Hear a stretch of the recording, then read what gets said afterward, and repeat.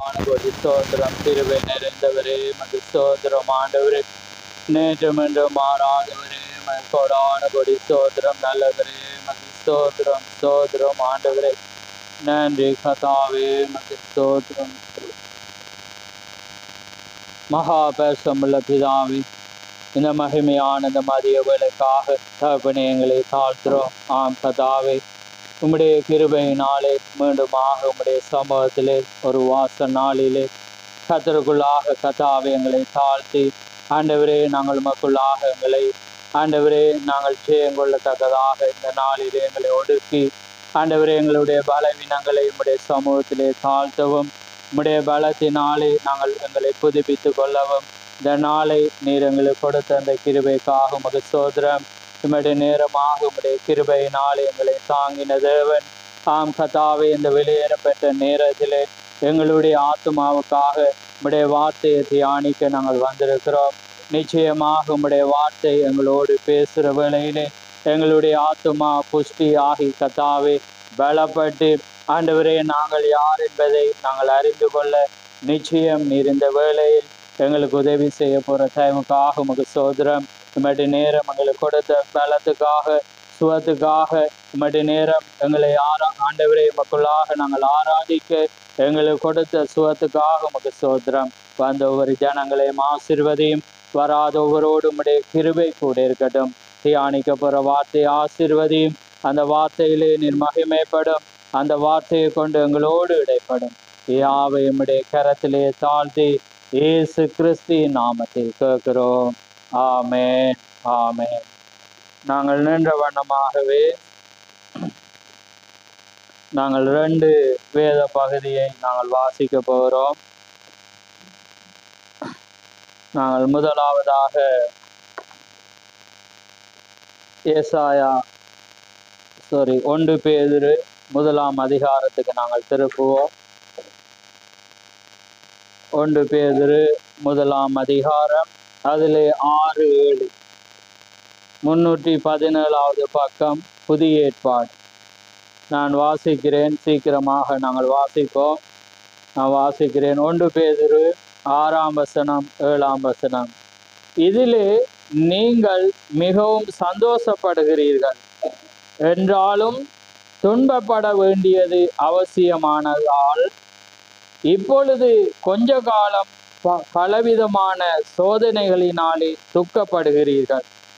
அழிந்து போகிற பொன் அக்கினியினாலே சோதிக்கப்படும்.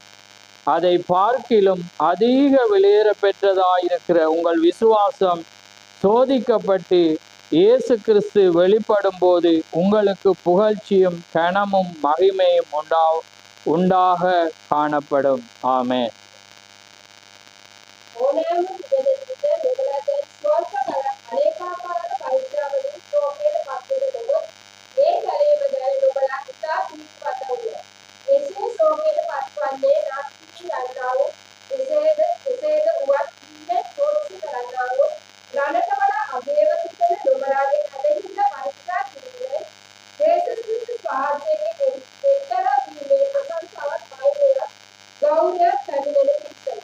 ஆமென்.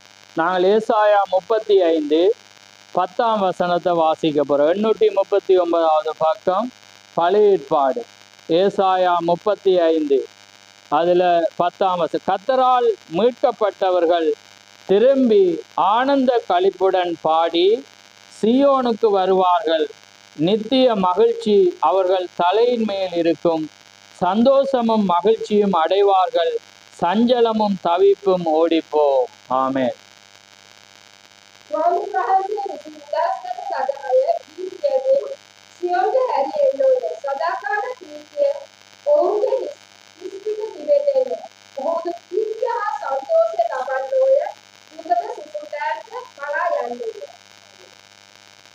ஆமென். யாவரும் அமர்ந்திருங்கள்.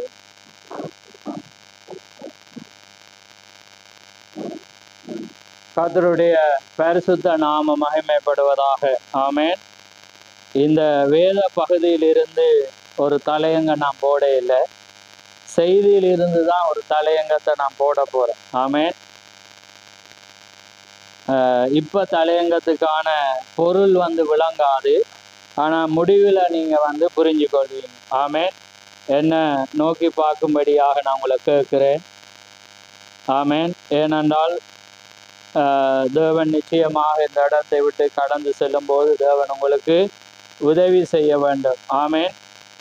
அதாவது செய்தியின் தலையங்கம் ஆறு ஆறு அங்குல விசித்திர மிருகமும் 7வது புறாவும். ஆமேன். 6 அங்குல விசித்திர மிருகமும் 7வது புறாவும், அல்லது 6 புறாவும் 7வது புறாவும். ஆமேன். விசித்திரமான தலையங்கம். ஆமேன். அப்படியா இருக்கு. ஆனால் இல்லை, பொருள் அங்கே வரும்போது நீங்கள் அதை அறிந்து கொள்வீங்க. கர்த்தர் நிச்சயமாக உங்களுக்கு உதவி செய்வார். ஆமேன். 6 அங்குல விசித்திரமான ஒரு மிருகமும் 7வது புறாவும். ஆமேன். இது கடைசியில் சொல்லுங்க. அன்றைக்கு சொன்னீங்க தலையங்கம், சந்தோஷமா இருந்து. அதே மாதிரி முடிவில் சொல்லுங்க. ஆமேன். அப்போ அதனால் ஒரு ஆழமான ஒரு காரியத்தை இவங்களோட வாழ்க்கைக்கு உதவியாக இருக்கும். அது எனக்கு மிக ஒரு சந்தோஷமாக இருக்கிறது. அதே போல் நிச்சயமாக இங்கே இருக்கிறவங்களுக்கு இந்த செய்தி முடிவில் ஒரு சந்தோஷத்தை கொண்டு வரும். யாருக்குன்னு பார்த்தீங்கன்னா, தேவனுக்குள்ளாக வளர்ந்து ஒரு மனவாட்டியாக வரப்போகிறவர்களுக்கு ஒரு மிகவும் ஒரு உயர்ந்த ஒரு செய்தியாக இது இருக்கும். ஆமேன். இதை நான் படித்த உடனே ஏறக்குறைய ஒரு மாதத்திலிருந்து இந்த நாளுக்காக நான் வாங்கியாக இருந்தேன். வெளியே சொல்லல, ஏனென்னா சொன்னால் அது தடையாக போயிடும். ஆமேன். அதனால் அது நீண்ட காரியமாக நான் வாங்கியாக இருந்த எப்படா இந்த 13ஆம் தேதி வரும் என்று ஒரு ஆழமான ஒரு காரியம். அது மனவாட்டிக்கு மாத்திரம் ஒரு விசித்திரமான ஒரு ஆழமாக இருக்கும். ஏனென்றால் நான் எப்பயுமே உங்களுக்கு சொல்கிற காரியம், அந்த மனவாட்டியை கண்டுபிடிப்பது என்பது அது தேவனுக்கு மாத்திரம்தான் தெரியும். அவளுடைய வாழ்க்கையில் நடக்கிற அந்த சம்பவங்கள், வாழ்க்கையில் நடக்கிற காரியங்களை கண்டு பார்க்கும்போது அவளுக்கே ஒரு குழப்பம் வரும். ஆனால் மகத்தான ஒரு அடிச்சுவடாக வாழ்ந்து கடந்து போன ஒரு செய்தியும் வாழ்க்கை பரிசுத்தவான்களும் இந்த நாளில் அனுப்பப்பட்ட தீர்க்கதரிசியுடைய வாழ்க்கையும் நாங்கள் ஆராய்ந்து வார்த்தையோடு பார்க்கும்போது எங்களுடைய வாழ்க்கையில் அது சந்தோஷமாக இருக்கும். ஆமேன். அப்பொழுது ஒரு பலனாக இருக்கும். ஏனென்றால் பொதுவான ஒரு கிறிஸ்தவர்களுக்கென்று ஒரு பொதுவான கோட்பாடு இருக்கிறது. அப்படிப்பட்ட ஒரு கோட்பாடுகளில் நாங்களும் ஒரு காலத்தில் ஒரு ஏறக்குறைய 10 வருடங்களுக்கு முன்பாக அல்லது 13 வருடங்களுக்கு முன்பாக வாழ்ந்தவர்கள். அதிலே தவறு இல்லை. ஏனென்றால் அது ஒரு கிறிஸ்தவத்தின் ஒரு வளர்ச்சியாக இருக்கிறது. ஆமேன். ஆனால் கிறிஸ்தவமானது எப்படிப்பட்டது என்பதை உள்ளே போகும்போது தான் நாங்கள் அறிந்து கொள்ள முடியும். ஆமேன். ஏனென்றால் ஒரு மனிதனுடைய வாழ்க்கையில் ஏற்படுற சம்பவங்களோ சூழல்களோ அல்லது ஏதாவது ஒன்றோ அவன் யார் என்பதை தீர்மானிக்கிறதல்ல. தீர்மானிக்கிறது தேவனாக இருக்கிறது. அவன் வாழ்கிற வாழ்க்கையில தேவனை பற்றிய ஒரு விசுவாசத்தில் அவன் எப்படி வாழ்கிறானோ அதுதான் அந்த சோதிக்கப்பட்ட ஒரு பொன்னாக. உங்கள் விசுவாசம் எல்லாத்தையும் விட அது ஒரு பொன்னாக இருக்கிறது. ஆமேன். அந்த விசுவாசத்தை தான் தேவன் எதிர்பார்க்கிறான். அப்போ அதனால் அப்படி பார்க்கும்போது இது ஒரு பரிசுத்தவான்களுக்கு ஒரு கோடான கோடி ஒரு மெசேஜ். ஆமேன். ஒரு சந்தோஷத்தை கொண்டு வர ஒரு மெசேஜாக இருக்கும் என்று நான் விசுவாசிக்கிறேன். அப்படி உங்களுக்கு உணர்வு பூர்வமாக போதிக்கிறதுக்கு தேவன் எனக்கு உதவி செய்ய வேணும். எப்பயுமே நான் சொல்கிற காரியம் அந்தளவு வண்ணமாக கனெக்ட் பண்ணி கொண்டு வர்றது எனக்கு முடியாத காரியம். ஆனால் பரிசுத்த ஆவியினால கனெக்ட் பண்ண எனக்கு முடியும். ஆமேன். அதனால் நிச்சயமாக நீங்கள் ஜெபத்தோடு இருந்தால் தேவன் உங்களுக்கு உதவி செய்வார் என்று நான் விசுவாசிக்கிறேன். ஆமேன். அப்போ அதனால் பார்க்குற வேளையில், ஏனென்றால் உலகத்தில் பொதுவான காரியங்கள் அவங்க நினைக்கிற பொதுவாக கிறிஸ்தவத்தில் இருந்தால் இது நடக்கக்கூடாது, இது இப்படி இருக்கக்கூடாது என, அல்லது இப்படி தான் இருக்கணும், நாங்கள் இப்படி தான் வாழணும் என சமுதாயத்தில் கிறிஸ்தவர்கள் சொல்கிற காரியம். ஆனால் இந்த சம்பவமானது என்னையும் உங்களையும் என்ன செய்யும்? ஒரு நொறுக்கிற ஒரு காரியமாக இருக்கும். ஆமேன். அதனால் இது அவதானமாக பாருங்க. தேவன் உங்களுக்கு உதவி செய்வார். 6 அங்குல மிருகமும் 7வது புறாவும். ரைட். இப்போ நான் ஸ்டோரிக்கு வாரேன். இப்போ இந்த ஸ்டோரியை தீர்க்கதரிசியோட வாழ்க்கையோட கொண்டு வந்து தான் நான் கொண்டு வர போகிறேன். இப்போ நாங்கள் பார்க்க போகிற இந்த செய்தியோட தலையங்க வர்ற முன்பு அவருடைய வாழ்க்கையில் நடந்த ஒரு சம்பவத்தை நாங்கள் பார்க்க போகிறோம். அப்போ பார்க்குற வேளையில் பார்த்தீங்கன்னா இவருடைய வாழ்க்கையில 7 வயது சிறு வயதிலிருந்து இவருக்கு ஒரு பலவீனம் வியாதி வர்றதா இருக்கிறது. அந்த வியாதியானது பார்த்தீங்கன்னா சரியாக 7 வருடத்துக்கு ஒரு முறை வரும். 7 வயதிலிருந்து இந்த வியாதி ஆரம்பிக்கிறது. ஆனா இந்த வியாதியானது எப்பொழுதுமே சரியா 7 வருடத்துக்கு ஒரு முறை வரும். அந்த வருத்தம் வருமெண்டா அவருடைய வாழ்க்கையில 1 வருடத்துக்கு மேலாக ஊழியத்தை தூக்கி போட்டுட்டு ரெஸ்டாக வருத்தத்துல இருக்கிற நேரமாக அது இருக்கு. அதோடைய வாழ்க்கையே வெறுக்கிற அளவுக்கு அப்படிப்பட்ட ஒரு வியாதி வரும். சரியாக 7 வருடத்துக்கு ஒரு முறை அந்த வியாதி வர்றதா இருக்கு. அது எப்படி என்றால் அது வயிற்றுக்குள்ள ஒரு அஜீரணமாகி ஒரு புளிப்பு ஒரு மாதிரி அது வாந்தியாக வெளியே வர்ற வழியில வீணித்தன்மையான ஒரு சூடோடு வர்றதா இருக்கு. அந்த நேரத்துல உயிரே ஒரு தற்கொலை செய்யற அளவுக்கு அவருடைய வாழ்க்கையில அது வரும். எப்ப 7 வருடத்துக்கு ஒரு முறை. அப்ப அந்த நேரத்துல வர்ற வேளையில அவருக்கு அப்படியாக அந்த டைம்ல அவர் என்ன செய்வார்? சபையை விட்டு தூரமாக ரெஸ்ட்ல வியாதியாக பலவீனமாக வைத்தியசாலையில் அப்படியாக இருப்பார். ஆனாலும் அவர் ஜெபிப்பார். ஆனாலும் அந்த வருத்தம் என்ன செய்யுமெண்டா அந்த காரியத்தை ஏற்படுத்துற ஒன்றாக இருக்கும். ஆமேன். அதனாலே அவருடைய பாருங்க, நான் வாசிக்கிறேன், என் வயிறு புளிப்பாகிவிடும். ஓ, என்ன வயிற்று வலி தாங்க முடியாது. சௌரன் ஜாக் அதை அறிவார். அப்பொழுது வீட்டில் எனக்கு உதவி செய்வது வழக்கம். ஒரு சௌரன் இருந்து அவரை எப்பயும் பார்த்து நாம் வலி தாங்காமல் இருக்கும்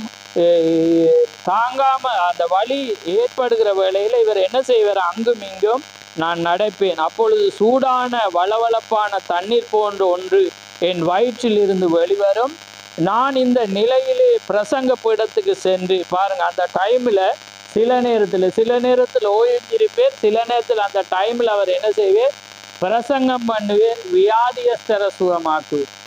அப்படி பாருங்க, அந்த டைம்ல அவர் சுகமாக்கினோண்டு அவர் சொல்றே பாருங்க, சென்று என்னை காட்டிலும் 2 மடங்கு மோசமாய் இருப்பவர்களுக்காக நான் ஜெபிப்பேன், அவர்கள் சுகம் அடைவார்கள்.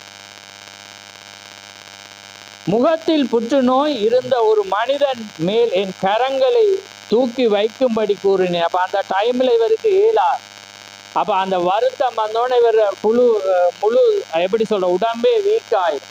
அப்போ ஒரு கேன்சர், ஒரு முகத்துல கேன்சர் ஒரு மனிதனை கொண்டு வர்ற வேளையில அவர் சொல்ற இந்த கரத்தை எடுத்து அவன் மேல வைங்கன்ற வேலையை வச்சோன்னு அந்த ஸ்பாட். ஆமே, பாருங்க இது எவ்வளவு ஒரு ஆழமான ஒன்று. ஆமே. ஆனா அவருக்கு எப்படி வரும்? 7 வயசுலயே இந்த வருத்தம். 7 வயசுல இருந்தப்ப அடுத்தது 14, அடுத்தது என்ன 21, இப்படியே என்ன செய்ய மாட்டா இந்த வருத்தம் வர்ற நாள்ல அது நீண்ட நாட்கள்ல இருக்கும். அவருக்கு அந்த வயிற்று வலி தாங்க இல்லாது அவ்வளோ ஒரு மோசமான ஒரு நிலையில அவர் இருக்கிற ஒரு மனிதனாக அவர் இருப்பார். நான் பட்ட கஷ்டத்தை நீங்கள் அறியவே மாட்டீர்கள். இப்ப நீங்க சிந்திக்கிறீங்களா? ஏன்னா நீங்க அவர் ஒரு அடுத்த தோற்றத்தை தான் எப்பயுமே நாங்க பிரசங்கிச்ச கேட்டிருப்போம். அவர் நடந்து சுகமாக்கின, கையை வைக்க சுகமாயின அவருடைய வாழ்க்கையில். ஆனா ஒரு உள்ளான ஆள். ஏண்டா நாங்க இன்றைக்கு பலதரப்பட்ட கொள்கை, பலதரப்பட்ட வியாக்கியானத்தின் மத்தியில் வாழ்கிற வேளையில நாங்க செய்தி ஆழத்தை போகல அவர் நம்மை போல ஒரு மனிதர். ஆனா அவரை ஒரு தீர்க்கதரிசியாக தேவன் தேர்ந்தெடுத்த அதான் ஒரு விசேஷித்த தன்மையாயிருக்கு. மற்றும்படி நம்மை போல அவரும் ஒரு மனிதன். அதே போல இன்றைக்கு ஒரு மனவாட்டியை தேவன் தெரிந்து கொண்டிருக்கிறார். அது ஆணோ பெண்ணோ அவர்களும் அவர்களை போல ஒரு மனிதர்கள். அவருடைய வாழ்க்கையிலும் இப்படி பாடுகள், இப்படிப்பட்ட ஆனா எங்களோட விசுவாசம் ஒளிந்து போகக்கூடாது. நீங்க பலவீனமா இருந்தாலும் ஒரு மனிதனுக்காக நீங்க ஜெபிக்கணும். வேணாண்டா அது ஒவ்வொரு மனிதனுக்கு பல விதத்துல பாடுகள். ஆமேன். ரைட். பாருங்க, அறிய மாட்டீர்கள் ஒரு விதமான மனக்லேசம் அது என் வாழ்நாள் பூராகம் 7 ஆண்டுக்கு ஒரு முறை கொண்டிருந்தது. அந்த சமயத்தில் இப்பொழுது நான் இருக்கிறேன் என்று தீக்கர் சொல்றார். பாருங்க, அந்த நேரத்துல முடிவில் என்ன செய்யறாங்க? ஆட்கள் எல்லாம் சொல்லுவாங்க, என்ன சொல்லுவாங்க? நீங்க மேயோ, அந்த நாள்ல ஃபேமஸான மருத்துவர்கள் மேயோ சர்வர் இடத்துல நீங்க போய் பார்த்தீங்கன்னா அவர் சொல்ற எனக்கு ஒரு போதிய பணம் இருக்கும் என்று அந்த நினைப்புல நான் என்ன செய்கிறேன், அதை ஏற்படுத்தி கொண்டு இவர் என்ன செய்கிறார், அவருடைய மனைவியை கூட்டி கொண்டு அவர் என்ன செய்கிறார்ண்டா அந்த வைத்தியசாலைக்கு அங்கே போகிறேன். அங்கே நான் மருத்துவ பரிசோதனைக்கு உட்பட்டேன். அடுத்த நாள் காலையில் எனக்கு கடைசி பரிசோதனை. அப்போ என்ன செய்கிற, பரிசோதனைக்கு இவரை உட்படுத்தியாச்சு, செக்கப் பண்ணுறாங்க. அவங்களால கண்டுபிடிக்க இயலாது, ஏனாண்டா அது தேவன் ஒருவரே தான் அறிவே. ஆமே. அப்போ அந்த நேரத்தில் பாருங்க, அவங்க பலவிதமான கருத்தை சொல்கிறாங்க. அவங்க சொல்கிறாங்க, அந்த நேரத்தில் உங்களுக்கு ஒரு கடைசி டெஸ்ட் இருக்கிறது, அதனால் நீங்கள் என்ன செய்யுங்கண்டா காத்திருங்கன்னு சொல்கிற வேளையில் இவர் என்ன செய்கிறேன், அவர் படுக்கையில் உட்கார்ந்து கொண்டு சுற்றுமுற்றும் பார்த்து கொண்டு, அப்பொழுது எனக்கு முன்னால் காண்பதற்கு என்னை போல் ஒரு தரிசனம் காண்றேன். என்ன தரிசனம்டா, ஒரு காண்றேன்டா அவரை போல இருக்கிற ஒரு 7 வயசு ஒரு சிறுவன் அவர் காண்ற வேளையில் அவன் என்ன செய்கிறான்டா, அந்த சிறுவன் அந்த காரியத்தில் ஒரு மரத்தடியில் அவன் நிற்கிறான். அந்த மரத்தடியில் அவன் என்ன செய்கிறான்டா, ஒரு அணிலை கண்டு அவன் என்ன செய்கிறான்டா, ஓடி போய் மரங்கள்ல அணில்கள் என்ன செய்யும், வாழ்றதா இருக்கும். அந்த நேரத்தில் அந்த குச்சியை கொண்டு, அந்த வேட்டைக்காரனுக்கு தீய சொல்ல, வேட்டைக்காரனுக்கு நன்றா தெரியும், அந்த குச்சியை அந்த ஓட்டைக்குள்ள போட்டு கின்ற வேளையில் என்ன செய்யும், உள்ளே இருக்கிற அணில் அதில் உடம்புல பட்டோன்னு இயலாமல் அது வெளியே வர்ற வேளையில பிடிப்பார்கள், வேட்டையாடும். அதே போல இவர் என்ன செய்யறாருண்டா, ஓடி போய் அந்த அணில் எங்கே போனது, இது தரிசனமா, அணில் எங்கே இருக்கண்டு போய் அதை என்ன செய்யற பார்த்துட்டு, நான் அந்த தரிசனத்தில் அந்த அணில் எங்கு சென்றது என்பதை கண்டு அது எப்படிப்பட்ட அணில் என்று நினைத்து கொண்டு அந்த மரத்தை தேய்த்தேன். அப்பொழுது நான் சிறு பையனாய் இருந்தது போய் சுமார் 38 வயதுடைய ஆளாக மாறி. இப்ப தரிசனம் 7 வயசுல அவர் அந்த இடத்துல ஓடுற மாதிரி கண்டு, பிறகு அந்த இடத்த மரத்தடியில இருந்து குச்சியை போட்டு கொண்டிருக்கக்குள்ள திடீரென்று அவர் என்ன செய்கிறார், 38 வயசுள்ள ஒரு மனிதன். இப்ப நீங்க இன்ட்ரெஸ்டா கேட்கப்பட்டு தான் செய்திக்கு போக போறோம். அப்ப பாருங்க, எங்கட செய்தி என்ன, 6 அங்குல விசித்திர மிருகமும் 7வது புறாவும். ஏண்டா நாங்க எப்படிப்பட்ட, ஏண்டா நாங்க இந்த இடத்துல வரும்போது ஒவ்வொரு தேவைக்காக வந்திருப்போம், வியாதிக்காக வருவோம், அல்லது ஒவ்வொரு பிரச்சனைகளுக்காக வருவோம். ஆனா அது எல்லாமே நிரந்தரம் இல்லை. ஆமேன். நிரந்தரம் ஒன்று வரப்போகுது, அதான் இந்த செய்தி. ஆமேன். அந்த நிரந்தரத்தை பற்றி தான் நான் பேச போறேன். அதே போல இந்த பூமியிலே வாழ்ந்த ஒரு மகத்தான ஒரு மனிதனை குறித்து நான் பேசிக்கொண்டிருக்கிறேன். ரைட். அப்ப பாருங்க, அந்த கிளையை நான் தேய்த்து கொண்டிருந்த போது அது என்ன செய்யறதுண்டா, இவர் அந்த குச்சியை விட்டு தேய்த்து கொண்டிருக்கிற வேளையில அந்த அணில் என்ன செய்யறதுண்டா, வெளியே வர்ற வேளையில இவர் பார்க்கிற வேளையில அது கருப்பு நிறம் கொண்டதா இருந்தது. அதுல உடம்புல இருந்து பாருங்க பல பூச்சிகள் அங்கே கடந்து பறந்து கொண்டிருந்தது. அவருடைய கண்ணை பார்க்கிற வேளையில பொல்லாத ஒரு கண்ணாக இருந்தது. அது அணிலை காட்டிலும் ஒரு விசித்திர ஒரு மிருகமாய் அது இருந்தது என்று தீக்கர் சொல்றார். அது என்ன செஞ்சுட்டு இருந்துச்சண்டா, முறைத்து பார்த்து கொண்டிருக்கிற வேளையில இவர் என்ன செய்யற, வாயை துறந்து நல்லது என்று சொல்லக்குள்ள அது அவரோட வாய்க்குள்ள போய், அந்த அணில என்ன செஞ்சுட்டு அதனுடைய வாய்க்குள்ள போய் வயிற்றுக்குள்ள போய் அவரை படாத பாடு என்ன செஞ்சுட்டு படுத்துற வேளையில டக்கண்டு தரிசனம் கலைகிற வேளையில இவர் பார்த்து, ஓ தேவனே, என் மேல் இறங்கும், என்னை கொல்லுகிறது என்று நான் கூச்சலித்து கொண்டிருந்தேன். என்னை இப்போ அவர் வைத்தியசாலையில இருக்கிறேன். என்னை ஒவ்வொரு 7 ஆண்டும் வருது. நான் முன்பு ஒருக்கா சொன்னேன்னா கேஸ் வெடிப்பு அதை இதோட ஜாயின் பண்ணிடுறாங்க. நான் எப்பயுமே பலவிதமான குழப்பங்களை கொண்டு வர நான் கண்டிருக்கிறேன். அதுக்கு ஒரு முடிவுக்காக தான் நான் அந்த இடத்துல இந்த ஃபீல்டுக்கு நான் இறங்கினேன். ஏன்னாண்டா எப்பயுமே செய்தி நாங்கள் இந்த செய்தியில சொல்கிறேன், நீங்கள் இந்த ஊழியத்தை குறித்து அறியணுமெண்டா முதலாவது என்னுடைய வரலாறை என்னை பற்றி நீங்கள் அறியணும். ஆமே. ஏண்டா நீங்கள் தீக்கர்த்தியை பற்றி அறியக்குள்ளதான் அவர் யார் என்பதையும் அந்த ஊழியத்தினுடைய ஒழுங்கை நீங்கள் என்ன செய்யலாம், கண்டுகொள்ளலாம். ஆமேன். அப்ப பாருங்க, இதை என்ன செய்யறது, பாடாய்படுத்தி கொண்டிருந்தது. ஓ தேவனே, என் மேல் இறங்கும், என்னை கொல்லுகிறது என்று நான் கூச்சலித்து கொண்டிருந்தேன். அப்பொழுது அறையில் ஒரு சத்தம் எழும்பி, அது 6 அங்குலம்தான் நீளம் என்பதை ஞாபகம் கொள். ஆமேன். தேவனுடைய சத்தம் வருது, நீ அதுக்கு பயப்படாத, அது வெறும் 6 அங்குலம்தான். ஆமேன். இந்த செய்தியை உன்னிப்பா பார்த்து கொண்டு, அப்ப அது என்ன செய்யறது, அது 6 அங்குலம்தான் என்று அது சொன்னது. எத்தனை பேர் இந்த வரலாற்றை கேட்டிருக்கிறீர்கள்? ஆமேன். பாருங்க, அடுத்த நாள் மேயோ சகோதரர்கள் என்னை பரிசோதித்து விட்டு அவங்க என்ன செய்யறாங்கண்டா, இவங்க மேயோ சகோதரர்கள் பரிசோதிக்கிறாங்க. பரிசோதிச்சு போட்டு இவங்க ஒரு என்ன ஒரு பொய்ய விடுவாங்கண்ணா டாக்டர்ஸ். அவங்களால பார்ப்பாங்க, அவங்களோட கற்பனைக்கு வர்ற மாதிரி அவங்க சொல்றாங்க என்னண்டா, உங்களோட அப்பா வந்து அயர்லாந்து நாட்டை சேர்ந்தவர், உங்களோட அம்மா வந்து என்ன இந்திய இனத்தை சேர்ந்தவர். அதனால வந்து நீங்க ஒரு கலப்பு திருமணம் முடிச்சதுனால உங்களுக்குள்ளால ஒரு பய சுபாவம் ஏற்பட்டு இந்த வியாதியானது ஆத்மா சம்பந்தப்பட்ட. அப்ப நீங்க உயிரோடு இருக்கக்குள்ள உங்களோட ஆத்மாவை செக் பண்ணலாம். அது நீங்க மறித்த பிறகு உங்களை செக் பண்ணல. பாருங்க டூப்பை விடுறாங்க. ஆனா செக் பண்ணல ஏன்டா ஆத்மா என்ன செஞ்ச மறிச்சோன பறந்துரு போயிருமென்று யார் சொல்றேன்டா, வைத்தியர்கள் சொல்றாங்க. அதனால அவங்க சொல்றாங்க, உங்களோட அப்பா குடிப்பது வழக்கம், உன் தாய் பாதி இந்தியர், எனவே நீ ஜாதி கலந்தவன், எனவே உனக்கு பயப்பட நிலை ஏற்பட்டுள்ளது, அதிலிருந்து நீ விடுதலை அடையவே முடியாது. ஆமே. அவங்க என்ன சொல்றாங்கன்னா, நீ விடுதலை அடையவே முடியாது. பாருங்க, நான் இதை கற்பனை பண்ணி ஒன்று என்ன அவ்வளோ ஜனம் கோடான கோடி என ரசிக்கப்படுற 5 லட்சம் பேர் ஏன்னா ட்ரக்கா இருக்கிறான் இங்கே. நான் அந்த உணர்வு எனக்கு வந்தது. ஆமே. ஏன்னா நான் ஒரு வைத்தியசாலையில இருக்குள்ள அதை சிந்திச்சேன். ஏன்னா இப்படிப்பட்ட ஒரு காரியங்களுக்காக சுகமாக்கிற வேலையில இருக்கக்குள்ள எங்களுக்கு ஏதோ ஒரு மாறி இருக்கு, ஒரு குகையில். ஏன்னா நம்ம உடைஞ்சி போயிடுவோம். ஏன்னாண்டா இப்படி ஒரு உடைவு வந்திருக்கு. ஏன்னா எவ்வளோ ஒரு காரியத்தில் இருக்கக்குள்ள இவர் ஏலாம வயிற்ற பிடிச்சிட்டு இப்படிப்பட்ட ஒரு சூழல்ல இருந்து வைத்தியர்கள் இவருக்கு சொல்லக்குள்ள இப்படி இருக்கு. ஆமே. பரம வைத்தியரை பற்றி போதிக்கிற எங்களுக்கு இந்த ஞானமுள்ள வைத்தியர்கள் ஆலோசனை சொல்லக்குள்ள எவ்வளவு கஷ்டமான கத்தத்தாமே எங்களுக்கு உதவி செய்யும். ஆமே. ஒவ்வொருவனுக்கும் ஒவ்வொரு பாடுகள். ஆமே. இந்த காலம் மட்டும் அப்படி ஒரு பாடங்களுக்கு வைக்கல, இனி வருமோ உங்களுக்கு தெரியாது. ஆனா அவர சித்தம் நிறைவேற நாங்க எங்களை ஒப்பு கொடுக்கிறோம். ஆமே. அதே போல நானும் நீங்களும் இருக்கணும். ஆண்டவரே, உம்முடைய சித்தம் செய்ய நான் வருகிறேன். ஆமே. உம்முடைய சித்தம் என்னுடைய வாழ்க்கையில் அப்படிதான் நிறைவேறணுமெண்டா எந்த நிலையிலும் அவருடைய வார்த்தையை நாங்கள் அவமானப்படுத்தாத வண்ணம் கர்த்தர் நல்லவர். ஆமே. பிதாவினுடைய உங்களை குறித்ததான பிதாவினுடைய சித்தம் எப்பொழுதும் சோசரியுங்கள், கர்த்தர் நல்லவர். ஆமே. ரைட். அப்ப பாருங்க அவங்க என்ன சொல்றாங்கண்டா, அதனால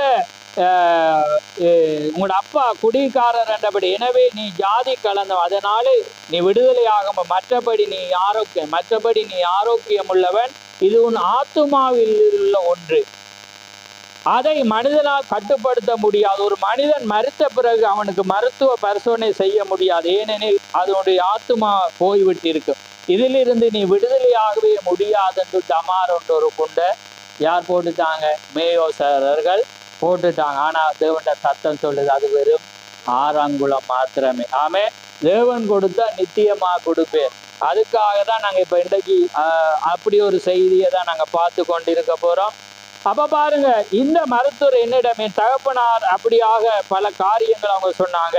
அதுக்கு பிற்பாடு அவங்க வைத்தியர்கள் என்ன சொல்றாங்க, அது சில பேருக்கு அது நேரிடும் போதுமா என்ன செய்யுமா, கோபம் வருமா. ஏன்னா கோபம் வர்ற வேளையில் அவங்க ஏதாவது ஒன்றை செய்து தற்கொலை பண்ற அளவுக்கு கூட போவாங்கன்ட்டு இந்த வியாதியை குறித்து அவங்க என்ன செய்யறாங்க சொல்றாங்க. அதே போல பெண்களை சொல்றாங்க என்னண்டா, அந்த டைம்ல சில நேரத்தில் அவங்களுக்கு மாதவிடா ஏற்படுகிற வேளையில வயிறு ஒரு விதமாக வலி ஏற்பட்டு அவங்க என்ன செய்வாங்க, வயிற்றை பிடிச்சி பலவிதமான துன்பத்தோடு நீண்ட நாட்களாக கத்துவாங்க. அப்படிப்பட்ட ஒரு காரியம் இவங்க என்ன அடிக்கிட்டே போறாங்க. ஆமே. ஆனா அவர் சொல்றேன், அது அப்படிப்பட்ட எனக்கு ஒன்றுமில்லை, நான் ஆரோக்கியம் உள்ளவனா தான் இருக்கிறேன். ஆனா இது வரும்போது மட்டும் என்ன செய்யறது, பாடாய் படுத்துற ஒன்றாய் இருக்கிறது என்று அவர் சொல்றார். அப்பொழுது நான், ஐயா எனக்கு அப்படி ஒன்றும் இல்லை, நான் சந்தோஷமா இருக்கிறேன் என்றேன். அவர், அதுதான் நீ, இது மானிட மனதில் ஏற்படும் ஒன்று, இது உன் வாழ்நாள் பூராகவும் உனக்கு இருக்கும் என்று அவர்கள் என்ன செய்தாங்க சொல்லிவிட்டாங்க. ஆனால் அது ஒரு அங்குலம் நீளம் மாத்திரமே என்று ஞாபகம் கொள் என்று அந்த வார்த்தைகள் என் நினைவில் வந்திருந்தது. பின்னால் உட்கார்ந்து கொண்டிருக்க என் அருமை மனைவி அதை குறித்து உங்களிடம் கூற முடியும். ஒவ்வொரு ஆண்டும் அதை குறித்து சிந்தனை செய்து கொண்டே நான் வந்தேன். அப்ப அவர் என்ன செய்யறேன், இது ஒவ்வொரு ஆண்டும் சரியாக 7 ஆண்டுக்கு ஒரு முறை வருகிறது, இவர் சிந்தனை செய்கிறே, அது பாடாய்படுத்துறது. அதுக்கு பிற்பாடு அவர் என்ன செய்யறேன்டா, சென்ற முறை அவர் என்ன செய்யறார், வெளிநாடு சென்று அவர் நாடு திரும்பினோன்னு அவர் என்ன செய்யறேன்டா, அணில் வேட்டைக்காக நான் சென்றேன். அப்பொழுது நான் காரை விட்டு அவர் விட்டுட்டு அவர் என்ன செய்யற இறங்கி இவர் என்ன செய்யறா மலைக்கு வந்து வேகமா ஓடக்குள்ள பாத்தீங்கன்னா இவர் ஒரு சிமாட்டான ஆள். உங்களுக்கு தெரியும், தீக்காத்தி மல்யுத்தம் பண்ணினவர் என எல்லாமே ஒரு சிமாட்டான ஆள், எப்பயுமே சுறுசுறுப்பான ஆள் எல்லாமே. அப்ப இவர் என்ன செய்யறாருன்னா வேகமா ஓடி மலைக்கு ஓடினோடனே இவர் ஹார்ட் வந்து வெளியே வந்து விழுற அளவுக்கு அது துடிக்கி, அவ்வளோ வேகமாக துடிக்கிற வேளையில இவர் என்ன செய்யற, கவனமா பாருங்களா. அப்ப துடிக்கிற வேளையில இவர் என்ன செய்யறாருன்னா தண்ட ஒரு நண்பர் மருத்துவர் இடத்துல சொல்றேன், சாமண்ட் ஒரு மருத்துவர்கிட்ட, இப்படி நான் ஓடக்குள்ள இந்த ஹார்ட் வந்து வெளியே விழுற அளவுக்கு வந்து துடிக்குது, வேகமா துடிக்குதுன்னு. அப்ப அவர் சொல்றார், இந்த முறை உனக்கு துடிக்குது சரி, அடுத்த முறையும் இப்படி ஒரு துடிக்குமானா நீ போய் செக் பண்ணணும். எதை செக் பண்ணணும்? ஹார்ட். இப்போ விளங்குது அவங்களுக்கு யார்? நம்ம பலவீனமான ஒரு பாண்ட யாருக்கு? மகத்தான ஒரு தீக்கர்சி. நம்ம அடுத்த பாகத்தை பார்த்து கொண்டிருக்கோம், ரைட்? அப்ப அவர் என்ன செய்யறாருண்டா, அடுத்த ஆண்டு அதே போன்று உணர்ச்சி உனக்கு உண்டானது, நான் இதய துடிப்பு வரைபடம் எடுத்து, அப்பொழுது உன் இருதயத்தில் ஒரு கோளாறும் இல்லை, அப்பொழுது நரம்பு சம்பந்தமான பிரச்சனை உள்ளது என்று அப்பொழுது அவர்கள் சொன்னார். அப்ப அவங்க அடுத்த டூப்புறாங்க, இப்போ உண்டு ஹார்ட்ல ஒரு பிரச்சனையும் இல்லை, எங்க பிரச்சனையா? நரம்புல பிரச்சனை. நல்லது, வேறொரு மருத்துவர் என்னை நெருங்கி, நண்பர், அது உன் இருதயம், நீ ஜாக்கிரதையா இருப்பதே நல்லது. இப்ப அடுத்த டாக்டர் குண்டு போறது என்னன்னா, நீ உன்னோட ஹார்ட் வீக்கா இருக்கிறபடினால மலையில ஏறி போகக்கூடாது.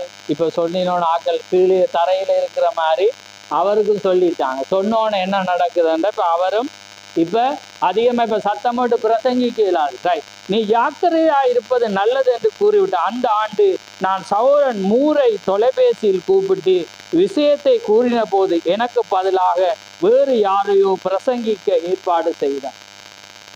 இப்ப யாருக்கு நடக்குதுன்னு பாரு, ரைட்? அப்ப என்ன நடந்துட்டு இப்ப சத்தமா செய்யல, அது ஹார்ட் அட்டாக் வந்துடும். ஏன்னா அப்ப அதனால இப்ப என்ன செய்யக்கூடாது, அது சத்தமா செய்யக்கூடாதுன்னா இப்ப அடுத்தாள் யாருடைய வாழ்க்கையில நடக்குது? மகத்தான தீக்கசிடரை. இப்ப அதுக்கான கனவீனப்படுத்த சொல்லல, ஆழமான உண்டு. ஆமே, நீங்க உங்களை பிடிச்சு கொண்டு ஓடுவோம். ஏன்னா நான் இங்க பலவீனமா இருந்த உங்களை போல நான் என்ன துக்கப்படுறாள். ஆமே, உங்களை ஊக்கப்படுத்த தேவண்ட வல்லமையை கொண்டு நான் பிரசங்கிக்கிறேன். ஆமே, ஏனென்றா வந்து நீங்க அதை கண்டு சோர்ந்து போகக்கூடாது. ஆமே, நீங்க தேவண்ட ஜனத்துக்கு அப்படித்தான் அது இருக்கும். ஆமே, அதனால வந்து அவரு நம்ம போல ஒரு பாடுள்ள மனிதன். இன்னைக்கு உலகம் கொண்டாடுகிறவன்பா கிறிஸ்துவும் அல்ல, மனுஷகுமாரனும் அல்ல, கடவுளும் அல்ல. ஆமே, அதனால நான் ஆணித்தரமா பேசுறேன். ஏனண்டா எல்லாருக்கும் பின்பகுதி தெரியாது. நாங்க பின்பகுதியை போய் பார்த்து வரலாறை பார்த்து சத்தியத்தை நம்ம சரியா அறிந்து கொள்ளணும். ஆமே, அப்போ இப்பயும் நம்ம இடற மாட்டோம். ஆமே, ஆனா முழு மரியாதை முழு கணத்தை நாங்க வச்சிருக்கிறோம். ஆமே, ஏனென்றால் அப்படி இந்த பூமிக்காக செய்திக்காக வாழ்ந்த ஒரு மனிதன். அப்படி அடிச்சுவட நாங்க பின்பற்ற, அதே போலதான் நானும் நீங்களும் ஒரு அடிச்சுவட எங்களோட பிள்ளைகளுக்காக சபைக்காக வச்சுட்டு போகணும். எங்களோட பேரை ஒருவன் சொல்லத்தக்கதாக நாங்க வாழ்ந்து காட்டணும். எங்கள் மூலம் ஒருவன் சுகமாகும். ஆமே, அது வாழ்க்கை ஜீவியமா இருக்கலாம், அல்லது எங்களோட ஜெபமா இருக்கலாம். ஒரு மனிதன் சுகமாகி எங்களோட பேர் அந்த சரித்திரத்தில், அதுக்காக உலக பேர் கின்னஸ் மாதிரி சொல்லல, எங்களோட வாழ்க்கையை குறித்து ஒருவன் பேசுவோம். ஆமே, பேசுவோம், அதான் வாழ்வோம். ஒரு மனிதன் எப்படி வாழ்ந்தான், எப்படி உயர்வை அடைந்தான் என்று இருக்கக்கூட என்னை பொறுத்தவரை ஒரு மனிதன் பேசத்தக்கதாக வாழ்வோம். ஆமே, அதுதான் வாழ்க்கையாக இருக்கணும், ரைட்? அப்ப பாரு, அப்ப இவர் கோல் பண்ணி சொல்றேன், வேறொருவரை பிரசங்கிக்க செய்தார். நான் அப்பொழுது வேட்டைக்காக சென்றேன். ஆனா இவர் என்ன செய்யறேன், அதுக்கு பிற்பாடு சென்றேன். நான் 16 வயசு போல இவர் என்ன மலைக்கு போற வேளையிலே நான் திரும்பி சாமிடம் கூறினேன், ஓடினேன், ஆனால் அது என்னை சிறிதும் தொல்லைப்படுத்தவில்லை. பாருங்க, நான் திரும்பி சாமிடம் கூறினேன், அவர் ஏதோ கோளாறு உள்ளது, நீ ஜாக்கிரதையா இருப்பது நலம் என்றார். அதன் பிறகு நான் ஒரு தரிசனத்தில் பழமை நாகரிகம் கொண்ட ஒரு மருத்துவர் கையிலே ஒரு மருத்துவ குழாயுடன் நின்று கொண்டிருப்பதை கண்டேன். ஒரு நாள் அவர் எனக்கு முன்னால் நின்று கொண்டு, அது உன் இருதயம் என்று அவர்கள் கூறுவதை நம்பாதே, அது உன் வயிறு என்று என்ன செய்யற தேவனுடைய சத்தம் அங்கே சொல்லுகிறது. அப்பொழுது நான் இது ஒரு தரிசனமா இருப்பதனால் இந்த வார்த்தையை நான் நம்புவேன் என்று நினைத்து கொண்டேன். ஏன்னா டாக்டர் பல சொல்லியிருக்காங்க, ஹார்ட் பிரச்சனை, நரம்பு பிரச்சனை, ஏன்னா எல்லாமே சொல்ல 700 வருஷத்துக்கு. அப்ப தேவண்ட சத்தம் சொல்லுது, அவங்க அப்படி சொல்லுவாங்க, ஆனா நீ நம்பாத, அது உண்ட வயிறு சம்பந்தமான பிரச்சனையா இருக்கிறது. அப்ப உடனே அவர் விசுவாசிக்கிறேன் என்னண்டா தரிசனம், அதனால நான் நம்புவேன், அது கர்த்தர் சொன்ன காரியமா இருக்கிறது. ரைட்.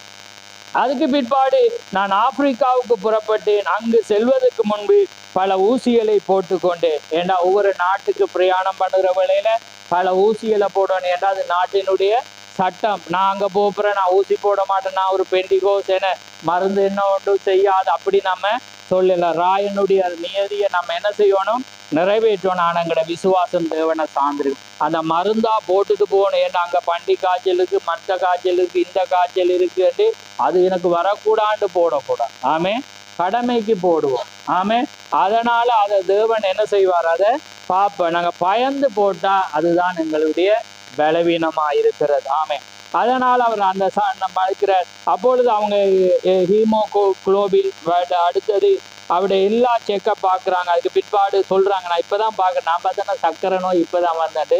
அதில் சொல்கிறாங்க, உன் சுவாச இப்போ எல்லாமே நன்றாயுள்ளது, உனக்கு ஒன்றும் இல்லை, சர்க்கரை கூட இல்லையாம, சுகர் கூட இல்லை. நானா தான் இப்போ கிட்டல தான் சுகர் வந்தது. ஆனால் அவங்க சொல்கிறாங்க சர்க்கரை கூட உனக்கு இல்லை. ஏண்டா நன்றி என்று கூறினேன். நான் மருத்துவ பரிசோதனை செய்து கொண்டேன், ஏனெனில் நான் ஆரோக்கியமாக இருக்கிறேன் என்ற சான்று அந்த குழுவில் என்ற ஏர்போர்ட்டில் வந்து என்ன செய்யணும், கொடுக்கணும். அவர் உனக்கு அதை குறித்து ஏதாவது தெரியுமான்னு கேட்டார். அப்போ ஒன்றுமே இல்லை. ஆனால் அவர் என்ன சொல்றேன்டா, இந்த வியாதியை குறித்து சொல்லக்குள்ள அந்த ஏற்கனவே தரிசனம் கொண்டு குழாயை பார்க்க, அதனால் அவங்க ஒரு டாக்டர் பேரை எழுதி கொடுக்குற இவர் வச்சுட்டு அதை அவர் பார்க்குறேன். அடுத்த நாள் காலை நான் படுக்கையிலிருந்து எழுந்து அவர் என்ன செய்கிறேன், சுற்றுமுற்றும் பார்த்து என் கட்டிலில் இணைத்த கட்டிலை நான் பார்த்தபோது என் மனைவி உறக்கத்தில் நின்று எழுந்திருக்கவில்லை. நான் ஜன்னலின் வழியாக அந்த உயரமான அந்த மலையை நான் பார்த்து கொண்டிருந்தேன். இவர் என்ன செய்யறா, ரூமை விட்டு எழும்பி ஜன்னலை திறந்து பார்க்கக்குள்ள இவர் என்ன செய்யற, அந்த உயரமான மலை, எந்த மலை, அவருடைய பட்டயம், கர்த்தருடைய அந்த பட்டயம் விழுந்த அந்த மலையை அவர் என்ன செய்கிறார்டா நோக்கி கொண்டிருந்தேன். அங்குதான் கர்த்தருடைய தூதன் கையில் அந்த பட்டயத்தை போட்ட அந்த இடத்தை நீங்கள் படத்தில் காணும் 7 தூதர்கள் தோன்றின அந்த இடத்தை பார்த்து கொண்டிருந்தேன். அங்கு பெரிய காரியங்கள் நிகழ்ந்தன. நான் பார்த்து கொண்டிருந்த போது நான் தரிசனத்துக்குள்ளானேன். இப்ப அவர் அந்த இடத்தை பார்த்து கொண்டிருக்கக்குள்ள என்ன நடக்குதுன்றா, ஒரு தரிசனம் வருது. தரிசனம் அங்க வருகிற வேளையில அவர் என்ன செய்யறார், அது அணில் தான், அணிகளின் இருப்பிடம் என்றேன். அந்த அணில் இன்னும் அங்கு இருக்குமா என்று வியந்தேன்.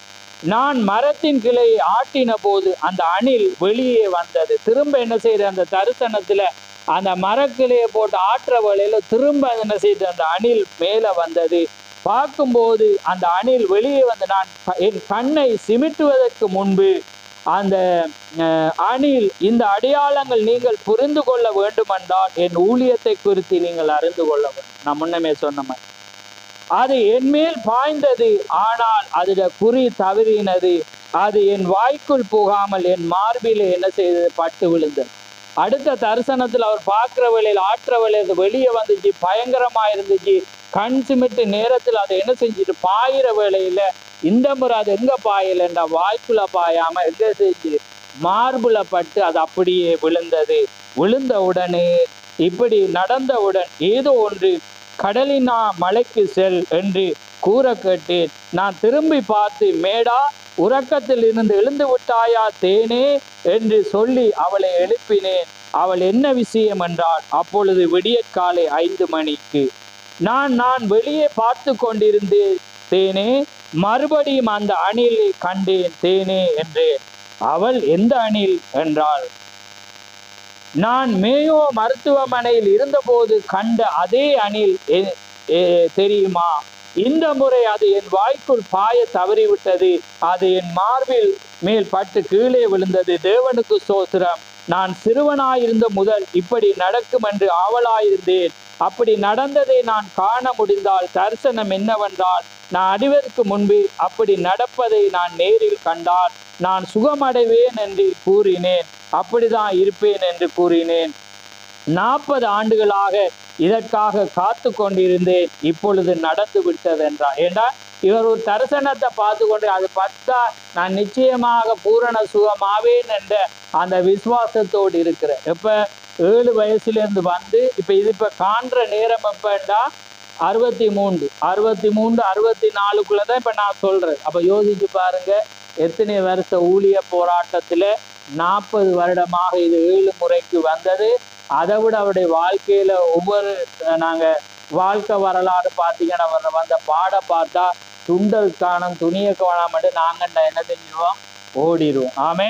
ஆனா தேவனுக்குள்ளாக ஏண்டா இந்த பூமியில எங்களுக்கு உபத்திரவம் உண்டு, ஆனாலும் திடன் கொள்ளுங்கள், நான் உலகத்தை ஜெயித்து. ஏண்டா இந்த பூமியில மனவாட்டிக்கு பிரச்சனை இருக்கும், சோதனை இருக்கும், அது பலவிதமாக இருக்கு. ஆனா எதுக்கு நாங்க பயப்படாத வண்ணம் எப்பயுமே கர்த்தரை சார்ந்திருப்போம். நாம எந்த சந்தர்ப்பத்தில் நாங்க சளைத்து போகாம நாங்க இருக்கிற வேளையில தேவனங்களை ஆசீர்வதிப்பார்.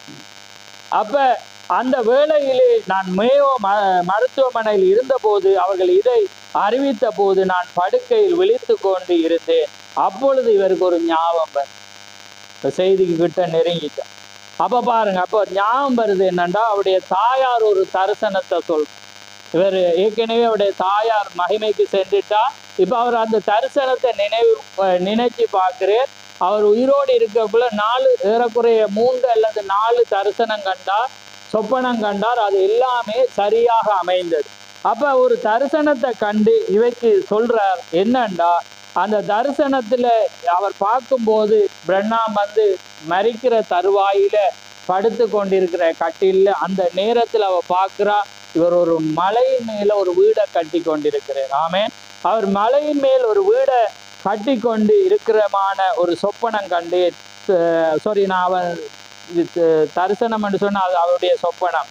தரிசனம் தீக்கரிசிக்கு மாத்திரம் வந்தது, அவருடைய தரிசனம் வித்தியாசம். அதே போல உங்களுக்கும் எனக்கும் வராது என்று சொல்லல, அது வரும்.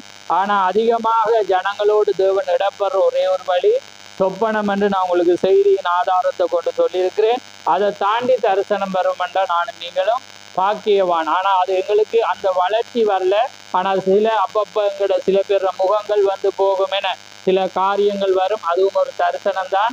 ஆனா அது எங்களோட ஒரு குறைவானவள் ஜாலமா போகுள்ளது அவன் எல்லாமே பரிபூர்ணமாய் வெளிப்படுத்துவார். ஆமேன். ரைட்.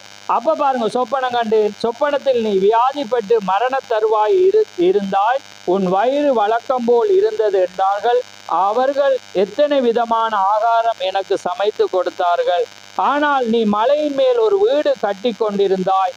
அப்பொழுது 6 புறாக்கள் என்ன செய்யறதுண்டா, எஸ் வடிவில் என்ன செய்யறதுண்டா வருது, வந்து உண்ட மார்புல வந்து என்ன செய்யறது, வந்து நின்று அதுட தலைய உண்ட முகத்துல வச்சு கொண்டு ஏதோ ஒரு கூ என்ற ஒரு சத்தத்தை விடுகிறது. நான் அந்த சத்தத்தை நான் அறிய இல்லை, ஆனா அது உண்ட கன்னத்துல மேல் வைத்து கூ என்ற சத்தமிட்டது, என்னால் அதை புரிந்து கொள்ள முடியவில்லை என்று அவள் சத்தமிட்டாள். அப்ப தீக்கர் சொல்ல, ஓ நான் அதை புரிந்து விட்டேன், கர்த்தருக்கு சோத்திரம் என்றேன்.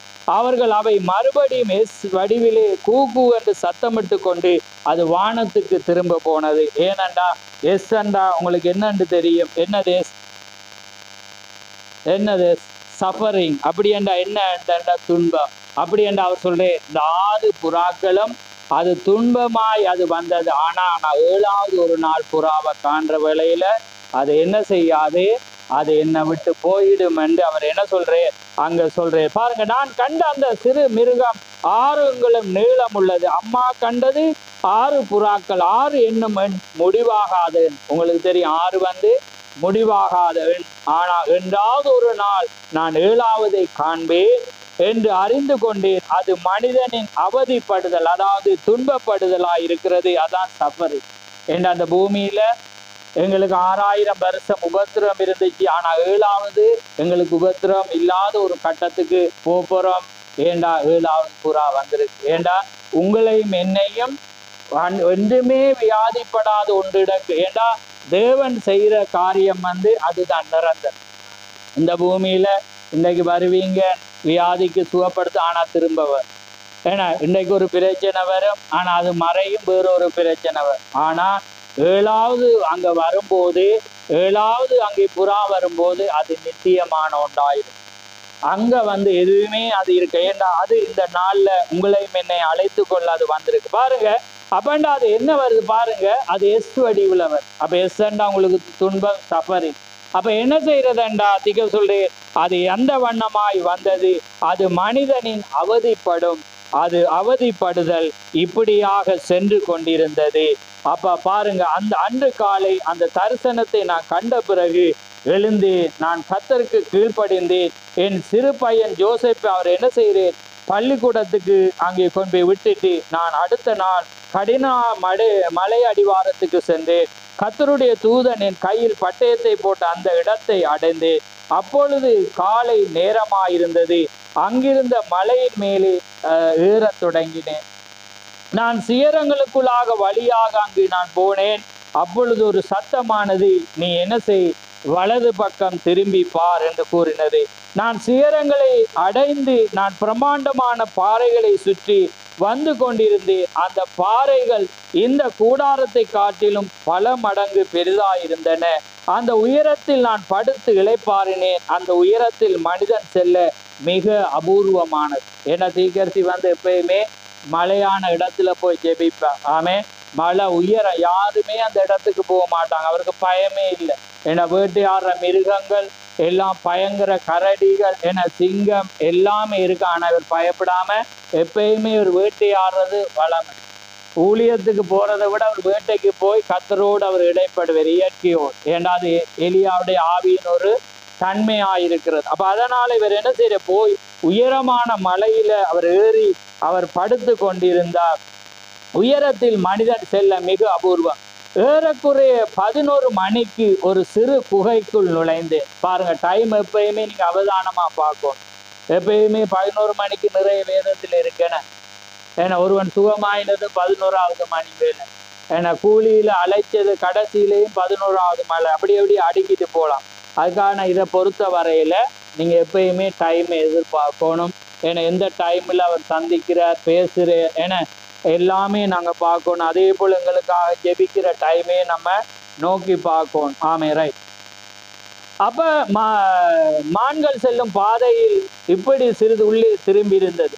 என் சட்டையை கலட்டி விட்டு என் கையில் தொப்பியை பிடித்து கொண்டிருந்தேன். அதுக்காக நீங்க சட்டையை கலட்டவனா, அவர் அந்த இடத்துல யாருமே இல்லை. ஏன்னா மலைக்குள்ள போய் என்ன செய்யறேன், சட்டையை வந்து கலட்டி தொப்பியை கையில பிடித்து கொண்டிருந்து.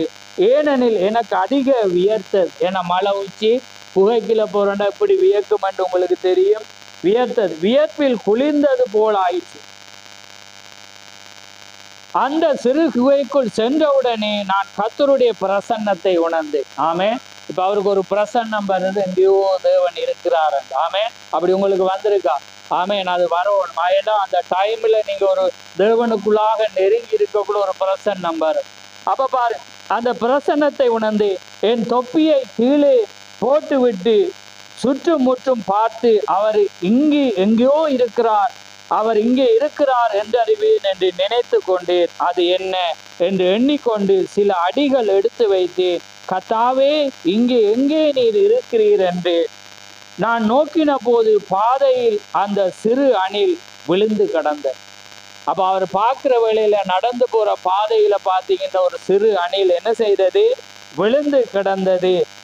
அது ஏதோ ஒன்றின் மேல் தாவின போது தவறி இடம் மற்றும் முச்செடியின் மேல் மோதி அது தலை, மார்பு, வயிறு எல்லாமே அதில் சிக்கி செத்து போய் கிடந்தது. விசித்திர தோற்றம் கொண்ட அந்த சிறு அணில் என் வாய் குறியை தவறி அந்த முச்செடியில் மோதிக்கொண்டது. கர்த்தருடைய சத்தம், உன் சத்துரு மாண்டு விட்டது என்றுரைத்தது. நான் நடுங்கி கொண்டு அங்கே நின்றேன் என்று தீக்கர் சொல்றேன். அப்போது அளவுகோலை எடுத்து பார்க்கிறேன், சரியா 6 அங்குலம். ஆமே, அன்றைக்கு நான் உங்களுக்கு சொன்னேன், என்ன தரிசனத்தில் அவர் என்ன செய்யறாரு, அந்த அணில ஆட்டோக்குள்ள அதை என்ன செய்யறது, பாயுது. ஆனா வயிற்றுக்குள்ள மார்புல பத்து அது கீழே விழுகுது. அந்த அண்டு தரிசனம் கட்ட அந்த அணில் இவர் இப்ப ரியலா நேர்ல போகல பாத்தீங்கன்னா, அந்த குகைக்கு முன்பாக ஒரு 2-3 அடி நடந்து போகல பாத்தீங்கன்னா அப்படியே இருக்கு. ஆமே, தரிசனத்துல கண்டது தேவன் நிஜமாக அவர் அங்க கொண்டு வாரு. உன் சத்துரு மாண்டு விட்டது என்று அழைத்தது. நான் நடுங்கி கொண்டு அங்கே பார்த்தேன். வழக்கமாக காகங்கள் அதை தின்றிருக்கும். நான் பாம்பை கொன்றேன். 2 நாட்கள் கழித்து அது தெருவில் அரை மணி நேரம் கிடந்தது. கழுகுகளும் காகங்களும் அங்கிட்டு பறந்து வந்து அதை எடுத்துரும். அது என்னத்தை சொல்ற வார்த்தைடா, உடனே வேட்டையாடி கீழே போட்டுட்டா அது என்ன செய்யுமெண்டா, காகம் பறந்து அல்லது ஏதாவது மிருகம் என்ன செய்யும், எடுத்துடும். ஆனா இவர் தரிசனம் கண்டது உதாரணத்துக்கு சனிக்கிழமைண்டா, இவர் வாரம் 3 நாள் கழிச்சு. ஆனா அது அப்படியே தான் இருக்கிறது. ஆமேன். ஏனென்றா தேவன் ஒரு சாட்சியை வைக்கணுமெண்டா அது அப்படியே வைப்பேன். அப்ப அதனால்தான் அவர் சொல்றேன், நான் ஒரு பாம்பை கொண்டேன், விஷப்பாம்பு. ஆனா அதை கொண்டு வந்து ஜனங்களுக்கு காட்டணுமென்று இருந்தேன். ஆனா அரை மணி நேரத்துக்குள்ள அதை என்ன செஞ்சு, கழுகு வந்து அதை என்ன செஞ்சுட்டு இரத்தத்தோடு எடுத்து போயிட்டு. ஆனா பல காகங்கள் அதை தின்னும், எல்லாம் தின்னும். ஆனா இந்த அணிலோ அப்படியே என்ன செய்தது, அங்கே இருந்தது. ஆனால் அந்த அணிலோ நான் கண்ட தரிசனம் அன்று முதல் அங்கேயே கிடந்தது. நான் தரிசனம் கண்டு 2 நாட்கள் ஆயின. ஆனால் ஒரு சனிக்கிழமை என்று நான் நினைக்கிறேன். நான் திங்கட்கிழமை மலை மேல் சென்றேன், அங்கு அதே கிடந்தது. என் காலால் அதை நசுக்கினேன், காலால் அமர்த்தி நசுக்கிறேன். அதுக்கு பிறகு நான் திரும்பி உட்கார்ந்து சிறிது நேரம் அழுது விட்டு ஜெபித்தேன். அநேக மைல்கள் கீழே உள்ள டூசானை நோக்கி கொண்டிருந்தேன். நான் சிறிது கழித்து நான் மீண்டும் திரும்பி வந்தபோது அது அப்பொழுதும் அங்கே கிடந்தது. அந்த குகைக்குள் நான் பிரவேசித்த போது தேவனுடைய ஆவி மறுபடியும் என் மேல் வந்தார். ஆமே. நான் சுற்றி வந்து மலையின் மேல் கீழே சென்று நான் சென்று என் மனைவிடம், தேனே, எனக்கு இப்படி என்று தெரியாது, ஆனால் நான் சுகமடைய போகிறேன் என்று. டாக்டர் அங்கே சொன்னது காரியங்கள் எல்லாம் அங்கே முற்றிலும் முடியாத காரியம். ஆனா நான் சுகமாவேன் என்று அவர் என்ன செய்கிறேன், அதை விசுவாசிக்கிறேன்.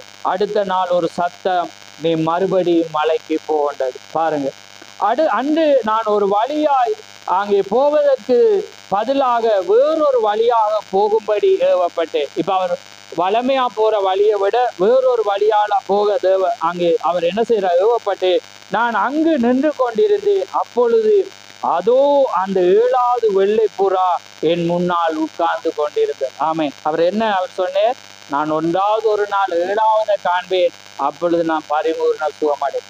ஏண்டா அது மட்டும் பாருங்க, அது ஒரு சாட்சியாக 7 ஆண்டுக்கு ஒரு முறை அது என்ன செய்தது, வந்து கொண்டிருந்தது. பாருங்க அவருடைய வாழ்க்கையில வந்து அந்த பாடுகள். ஆனா இவர் என்ன செய்யறேன்டா, ஒரு நாள் நான் 7வது புறாவை காண்ற வேளையிலே அது நிரந்தரமாக எனக்கு ஒரு முடிவாக, நிரந்தர நித்தியமான ஒரு சுகத்துக்குள்ளாக அது என்ன கொண்டு வரும் என்று அவர் சொல்ற வேளையில் அவர் என்ன செய்யறார், அந்த 7வது சிறு வெள்ளை புறா என் முன்னால் உட்கார்ந்து கொண்டு என்னே பார்த்து கொண்டிருந்தது. என் கண்களை நான் தேய்த்து, நிச்சயமாய் அது ஒரு தரிசனம், நிச்சயமாய் அது ஒரு தரிசனம் என்று நான் உற்று பார்த்தேன். ஆனால் அது தரிசனம் அல்ல, அது நிஜமாகவே இருந்தது. சிறு புறாவே, நீ எங்கிருந்து வருகிறாய் என்று கேட்டேன். அது அழகாகவும் வெண்மையாகவும் இருந்தது. அது வீட்டு புறாவாக இருக்கும், எதுவாயிருந்தாலும் அதை காட்டிலும் அவ்வளவு தூரத்தில் அங்கு இருந்தது. நான் கிட்டே போன வேளையிலும் அது என்ன செய்தது, அப்படியே இருந்தது. அவர் சொல்றார், இடையில பிரேக் பண்ணி அவர் சொல்ற, நான் உண்மையை கூறுகிறேன் என்று போய் உரைக்கவில்லை என்று இயேசு மாத்திரம் அறிந்தவராயிருக்க வேண்டாம். இதை வேறு எங்கே நான் பிரசங்கிச்சேன், இவ்வளவு டூப்பா என இவ்வளவு இப்படித்தானே இருக்கு, ஓமாயிலேயான்னு சொல்லு. ஆனா இது சத்தியமாயிருக்கு. ஆமே. ஏன் நான் இதை உங்க போதிக்கிறேன்டா, உங்களுக்கு மட்டும்தான் நான் இதை போதிக்கலாம். ஆமே. ஏனண்டா இங்க தேவண்ட ஜனம் இருந்தா அவங்க அறிவாங்க. ஆமே. இது சத்தியம். ஏனண்டா இது ஒரு ஆழமான உண்டு. ஆமே. அப்ப பாருங்க, அவருடைய ஊழியக்காரன், அவருடைய வேதாம் எனக்கு முன்பாக இப்பொழுது திறந்து வைக்கப்பட்டது. அந்த புறா அங்கு உட்கார்ந்து கொண்டு என்னே பார்த்து கொண்டிருந்தது. நான் சுற்றும் முற்றும் நடந்து நிச்சயமாக அது ஒரு தரிசனம் என்று நினைத்தேன். என் தலையை திருப்பி திருப்பி பார்த்தேன், அது அங்கே உட்கார்ந்து கொண்டிருந்தது. சிறு பனி வெண்மை சிறகுகள், அது சிறு மஞ்சள் கால்கள், சிறு மஞ்சள் அழகு உட்கார்ந்து கொண்டு என்னே பார்த்து கொண்டது. அதுக்கு மேற்கு பாகத்தை நோக்கி கொண்டிருந்தேன். நான் அதன் அருகிலே இப்படி நடந்து சென்றேன். அதை இக்காரணத்தை கொண்டும் தொட விரும்பவில்லை. நான் பாதையில் நடந்து திரும்பி வந்தேன். திரும்பி பார்த்தேன், அது அப்பொழுதும் அது அங்கு உட்கார்ந்து கொண்டு என்னே பார்த்து கொண்டிருந்தது என்று திகசுறார். அதுக்கு பிற்பாடு அவர் சொல்றேன், நான் நிச்சயமாய் சுகம் அடைவேன். அதுக்கு பிற்பாடு பாருங்க, நான் கதையை சொல்லிட்டு நான் சுருக்கம் சாராம்சத்தை பேசி நான் கடந்து போகிறேன். பாருங்க, 3ஆம் நாள் நான் மலைக்கு திரும்ப சென்றேன். இப்ப இது நடந்து நிஜமா கண்ட பிற்பாடு 3ஆம் நாள் என்ன செய்யற? இது எப்ப நடக்குதுன்னா சாகத்துக்கு கொஞ்ச நாளைக்கு கிட்டதான் நடக்குது. 3ஆம் நாள் நான் மலைக்கு திரும்பி சென்று நான் உயர ஏறி கொண்டிருந்தேன். ஒரு இந்தியன் தலைவன் சிறு குதிரை மேல் மேற்கு திசை நோக்கி என்ற தரிசனம் அநேருக்கு தெரியும். ஏதோ ஒன்று என்னை ஒரு பெரிய கட்பாறைக்கு கவர்ந்தது. இப்போ ஒரு ஏதோ ஒன்று என்ன செய்யறதுன்ற இவர கட்பாறைக்கு கவர்ந்தது. அப்பொழுது உச்ச நேரம் உன் கைகளை அதன் மேல் வை, ஜெபி என்று ஒரு சத்தம் கேட்டது. இப்போ என்ன செய்யற? பெரிய ஒரு கட்பாறை, உடனே தேவன் ஒரு சத்தம் வருது, நீ அந்த கட்பாறையின் மேல என்ன செய்ய? உண்ட கையை வச்சு ஜெபி. அந்த பாறையின் மேல் நான் கைகளை வைத்து வானத்தை நோக்கி ஜெபித்து தொடங்கினேன். அப்பொழுது ஒரு சத்தம் மலையின் உச்சியிலிருந்து புறப்பட்டு வந்தது. எதன் மேல் சாய்ந்து கொண்டிருக்கிறாய்? உன் இருதயத்தின் மேலா என்று கூறுவதை கேட்டேன். அப்ப தேவன் கேட்கிற, நீ எதன் மேல சாய்ந்து கொண்டு இருதயத்தின் மேலா அல்லது தேவன் மேலா பார் என்று கூறுவதை கேட்டேன். நான் இப்படி எழுந்து என் திறந்த தோள்கள் இடுப்பில் மேல் வரைக்கும் ஒன்றுமே உடுக்கவில்லை, மிக வெப்பமாயிருந்தது. நான் பார்த்தபோது அந்த பாறையில் இருந்து வெள்ளை, அந்த கல்லின் மேல் வெள்ளை கழுகு என்று எழுதப்பட்டது. ஆமே, இவர் கை வச்ச இடத்துல பார்த்தீங்கன்னா வெள்ளை கழுகு என்று என்ன எழுதப்பட்டிருந்தது. யார் மூலம் அடுத்த செய்தி வரும் என்று அந்த தரிசனம் கூறின விதமாகவே நான் அதிக உணர்ச்சி வசப்பட்டேன். நான் வீட்டுக்கு ஓடி சென்று கேமராவை எடுத்துக்கொண்டு அடுத்த நாள் சென்று அதை புகைப்படம் எடுத்து அது எப்பொழுதும் பாறையில் வெள்ளை கழுகு என்று எழுதப்பட்டிருந்தது. அப்பொழுது நான் புரிந்து கொண்டேன், புறாவானது கழுகை வழி நடத்துறதாயிருக்கிறது. ஆமேன். எப்பயுமே உங்களுக்கு தெரியும், கழுகு தீக்கர்சிக்கு அடையாளம், புறா பரிசுத்தாவி. அப்ப புறா கழுக வழி நடத்துறது என்ற கண்டுட்டேர். அப்ப அவருக்கு தெரியும், நான் நிரந்தரமான ஒரு சுகத்தை நான் பிறக போறேன். எப்படி எனக்கு தெரியும்? நான் விடுகிறது அது நடப்பதற்கு முன்பே உங்களிடம் நான் கூறி விடுகிறேன். அங்கே மருத்துவர் முடியாதென்றால் நான் அது நிச்சயமாக நான் 7ஆவதை காணும் போது நான் சுகமாவேன் என்றது போல 7ஆவதை காண்ற வேளையில அந்த புறா அங்க பார்த்து கொண்டிருந்தது. அந்த கட்பாறையின் மேல் வெள்ளை கழுகு என்று எழுதியிருந்தது. அப்ப உடனே புரிஞ்சிட்டு புறாவானது கழுக கொண்டு போக வந்திருக்கிறது. அதே வண்ணமாக சிறிது காலத்துக்கு ஏற்பாடு அவர் நிரந்தரமாகவே அங்க போயிட்டார் பூரண சுகத்துக்காக. ஆமே. அப்ப அதனால இந்த வாழ்க்கையில ஏற்படுகிற எல்லாமே அது ஏற்படும். ஆமேன். ஆனா நிரந்தரமான ஒன்று அங்கதான் இருக்கு. ஆமேன். அதனால இன்றைக்கும் அதே வெள்ளை புறாவானது எங்க மத்தியில வந்திருக்கிறது, என்னையும் உங்களையும் அங்க கொண்டு போக. ஏனென்றா சுகமே அங்கே சுகவீனமே இல்லாத ஒரு இடத்துக்கு அதை அழைத்து கொண்டு போகவே அந்த வெள்ளை புறா இங்கே வந்ததாயும். அப்ப பாருங்க, இந்த பூமியில ஒவ்வொரு மனிதனுடைய வாழ்க்கையிலும் இந்த வியாதியை குறித்து நீங்க பயப்படாதீங்க. ஆமே. பலவீனத்தை குறித்து பயப்படாதீங்க, சோதனையை குறித்து பயப்படாது வரும். ஆனா நாங்க வர முடியாத ஒரு இடத்துக்கு போக இன்றைக்கு தேவன் வந்திருக்கிறார். ஆமே. என்னையும் உங்களையும் அழைத்து செல்ல. அதனாலதான் நாங்க பார்த்த எல்லாத்தையும் பார்க்கல உங்களோட விசுவாசம் பொன்னை விட அது அதிக விலை வேண்டும். உங்களோட விசுவாசத்தை நீங்க காண்பிக்கணும். எந்த சந்தர்ப்பத்திலும் தேவனே நம்பிக்கொண்டு. அப்ப இன்றைக்கு இப்ப நீங்க சொல்லிடுமா, என்ன திராணிக்கு மேலாக சோதிக்கிறார் இந்த மனுஷனை பார்க்கும்போது சொல்லிடுமான்னு சொல்லுங்க. எவ்வளவு 1000 பேர், ஏன்னா லட்சக்கணக்கான பேர் ரட்சிப்புக்கு வழி நடத்தின மனிதன், வியாதியாயிருந்து நடக்கவே இயலாம கையை தூக்கி வச்ச வேலை சுகமாயின. அப்ப அங்க ஜனத்துக்கு அந்த விசுவாசம் வருதுதான். அப்ப இன்றைக்கு எங்களுக்கு இப்ப இந்த நேரத்து இந்த செய்தியெல்லாம் நான் பிரசங்கிக்காம போனா நாளைக்கு இதே நிலைமை எனக்கு ஏற்பட்ட நீங்க என்ன செஞ்சிருப்பீங்க? வருவீங்களா? பிறர் நான் ஒரு உதாரணத்துக்கு நான் ஹாஸ்பிட்டல்ல இருக்கிறேன், நீங்க எங்கேயாவது முக்கியமான தொழிலோ அல்லது வருத்தமா அங்க என் பிள்ளைக்கா எனக்கா ஜெபிங்க, எனக்கு ஜெபிச்சுட்டு நீங்க போயிருங்க. ஓமா இல்லையான்னு சொல்லுங்க. நல்லது, சந்தோஷமாமே உங்களோட ஜெபத்தை. ஆனா நான் என்னத்தை நான் இங்க சொல்ல வரேன்டா, எப்பயுமே தேவன் காரியம், தேவன் ஒரு மனிதன் அழைக்கும் போது, தேவன் ஒரு மனிதனை ஸ்தானத்துக்கு கொண்டு போகும்போது நீங்க அந்த இடத்துக்கு தான் உங்களோட விண்ணப்பத்தை நீங்க என்ன செய்யணும்? கொண்டு போகணும். ஆமே. அது எந்த சந்தர்ப்பத்தில் அவர் இயலாம அதுக்காக இப்ப இது நான் வராத முன்பு பிரசிக்கிறேன், ஒருவேளை எனக்கு வரலாம், என்ன வந்து இப்படி வராததுனாலதான் உணர்ச்சி வசப்பட்டு பேசுறேன்னு நீங்க நினைக்கல. ஏன்னா எனக்கு அப்படி வரையில சந்தர்ப்பம். ஏன்னா ஆனா இனி வருமோ எனக்கு தெரியாது, அல்லது வேற வழியில என்ன சோதிப்பேற, அல்லது நான் இந்த பூமியை விட்டோ ஏன்னா ஏதோ ஒன்று எங்களுக்கு சந்திக்கலாம். ஏன்னா நான் எப்பயுமே நான் வந்து ஒரு காரியத்தை சிந்திப்பது உண்டு. ஏன்னா இந்த குறுகிய காலத்துக்குள்ளேயே ஒரு ஆழமான ஒரு காரியத்துல நம்ம கடந்து போறபடினால பிசாசு எப்பயுமே தொடர்ந்து வைக்க மாட்டான் என்ற ஒரு உணர்வு எனக்கு எப்பயுமே இருப்பது. அப்படி தொடர்ந்து வைத்து அது தேவனுடைய கிருபை. அது எப்படியா இருந்தாலும் அவருடைய சித்தம் நிறைவேற வேண்டிய ஒன்றாயிருக்கிறது. எப்பயுமே நாங்கள் எது நடந்தாலும் நாங்கள் அவருக்குள்ள இருக்கணும் என்பதுதான் என்னுடைய லட்சியமாயிருக்கிறது.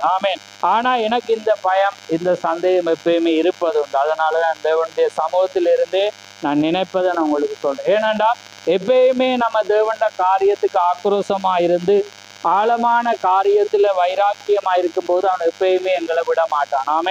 ஆனாலும் சத்தியம் வந்து புகுட்டப்பட வேண்டும், எப்படியாவது அது அறியப்பட வேண்டிய ஒன்றா இருக்கிறது. அதே போல தேவன் ஒரு தீர்க்கதரிசியை அழைக்கும் போது அவர் இருந்த நிலைமையும் மோசமானது. ஆனா ஜனம் அவர்கிட்ட வந்து அவரை விட 2 மடங்கான மோசமான ஜனத்துக்கு அவர் ஜெபிக்கிற வேளையிலும் அவர்கள் சொத்தமான. ஏண்டா அவங்க அந்த அபிஷேகத்தை மாத்திரம் பார்த்தான், அன்றைய நாளுக்குரிய ஸ்தானத்தை மாத்திரம் பார்த்தான். ஒரு அதிகாரத்தை மாத்திரம் பார்த்தான். ஏண்டா தேவன் ஒரு காரியத்தை அழைக்கும் போது அந்த அதிகாரத்தை வைப்பார். அதுதான் நீங்க அந்த மேலால பார்த்து விழக்கூடாது. அதான் உங்களோட விசுவாசம். மனவாட்டி பார்க்குற பார்வை கழுகு பார்வையா இருக்கு. நீங்க அதே வண்ணமாக இன்றைக்கு நீங்க ஒரு மனவாட்டிக்கு ஒரு சோதனை வந்தா அல்லது ஊழியக்கானுக்கு ஒரு சோதனை வந்தா அதுல பாத்தீங்கன்னா இன்னும் நீங்க சாபனத்தை விட கேவலமானவர்கள். ஆனா மனவாட்டி வந்து விசுவாசத்தை மாத்திரம்தான் பார்ப்பார், ஸ்தானத்தை பார்க்கணும். அவங்க அந்த வருத்தத்திலும் அந்த துக்கத்திலும் பலவீனத்திலும் யாரை விசுவாசிச்சு கொண்டிருக்கிறாங்க, அவங்களோட அறிக்கையில் யாரை நம்பிக்கொண்டிருக்கிறது, யாருக்காக வாழ்ந்து கொண்டிருக்கிறாங்க, அதுதான் காரியமாய். அப்ப அதனால பாருங்க, அதுக்காக தான் இது உடைக்கப்பட வேண்டிய ஒரு ஆழமான ஒன்றை நான் இந்த இடத்துல நான் பேசினேன். ஏனென்றா பாருங்க, இது அவருடைய யாரும் பிரசங்கிக்காத ஒரு பாகமாயிருக்கிறது. அதனால நான் பிரசங்கிச்சு ஏனென்றா பாருங்க, 7 ஆண்டுக்கு ஒரு முறை அவருடைய வாழ்க்கையில் அவரை கொல்றத்தக்கதாக, தற்கொலை பண்ணத்தக்கதாக அப்படிப்பட்ட ஒரு வியாதி வருது. ஊழியத்தை விட்டே கொஞ்ச நாள் ஒதுங்கி போயிருக்கிறேன். அதே நேரம் பருத்த படுக்கையாக பலர் உதவி செய்து கொண்டிருந்தாங்க. விதவிதமான சாப்பாடு செஞ்சாலும் அந்த 7 ஆண்டுக்கு முறை வர்ற வழியால தடுக்க இல்லாம இருந்தது.